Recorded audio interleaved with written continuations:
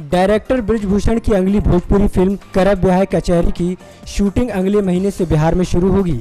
Film को लेकर ब्रिजभूषण ने बताया कि आजकल की शादी लंबी नहीं चलती है और इसी मुद्दे पर यह फिल्म है।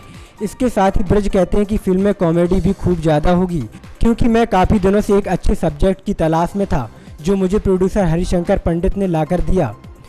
ब्रिज इस फिल्म के माध्यम से भोजपुरी सिनेमा में एक नए हीरो योगेश तिवारी को भी लॉन्च कर रहे हैं। इस बारे में भी ब्रिज कहते हैं कि मैं अपनी फिल्मों में किरदारों को गढ़ते समय इस बात का खास ख्याल रखता हूं कि उन्हें दर्शकों के बीच प्रतिष्ठा और सम्मान भी मिलना चाहिए। उनकी फिल्मों के नायक और नायिका जहां अपने किरदारों में भेद नहीं करते, वहीं नेगेटिव किरदार बच्चों के साथ फिल्म देखते समय शर्म महसूस नहीं होने देते। कचहरी में भी काफ़ी कुछ नया दिखाने की कोशिश की गई है।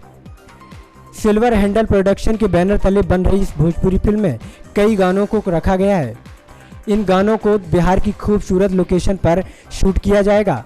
फिल्म के निर्माता हरिशंकर पंडित हैं और फिल्म में योगेश तिवारी और यंका महाराज के अलावा रविंदर कामत, मुकेश कुमार और किशन चौधरी जैसे कलाकार भी हैं।